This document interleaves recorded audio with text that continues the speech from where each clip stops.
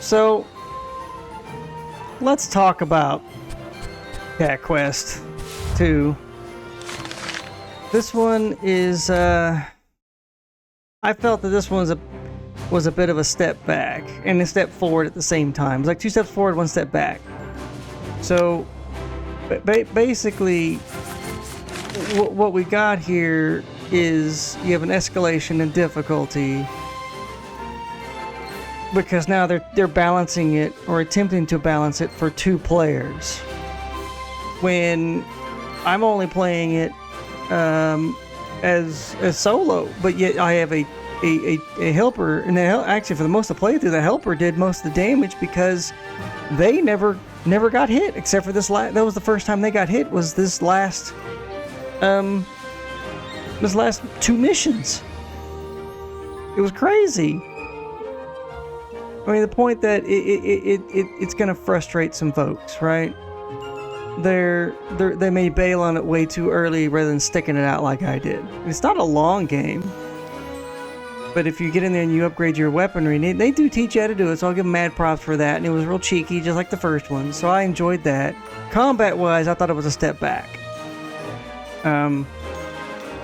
It would have been nice to if they forced you to switch between the cat and the dog, depending on the area you were in, right?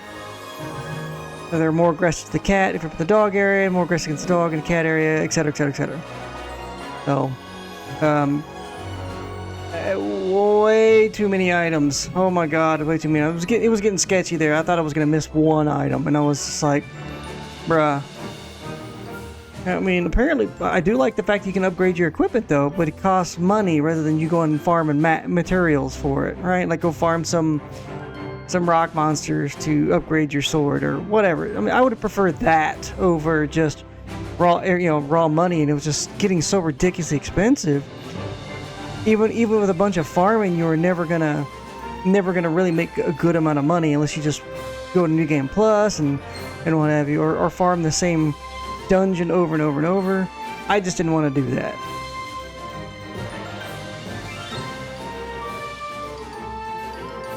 Sound was the same. Music was great. It was the same small number of tracks over and over and over, just like the first game. So you get more of the same thing. Sound effects were good, right?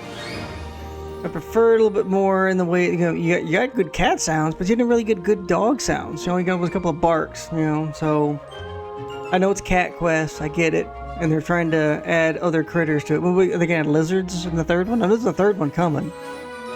And I'll definitely play that one. Let's wait for a sale. But apparently you get to be a bloody pirate in that one, and I'm all about that. So we'll see. Definitely for me, this one was 4 out of 5. So that's just because of it just felt overtuned a bit because of the 2 characters. If that's what they should have done is usually your support doesn't do all the damage. It's there to support, right? Whereas you're supposed to be the tank, do all the damage. It was the exact opposite with this. That the support tune was doing all the damage, and I was just there basically to distract and cast spells. So, I mean, it worked, and it was all right. I think it needs a slight patch to kind of tone it down a bit, so you don't have to drop it down to easy, because it's ridiculously it's pathetically easy on easy. Right? It doesn't have to be pathetic. Give you some challenge, but don't make it so overbearing that you gonna make your potential players mad. I mean, it's on PlayStation Network, just like the first one. I mean, even if you absolutely despise playing it, right? It's definitely worth a try. Or get it on a mad sale on Steam. So, is it just doing the same thing over and over? I think it is. Yeah, it is. Cool.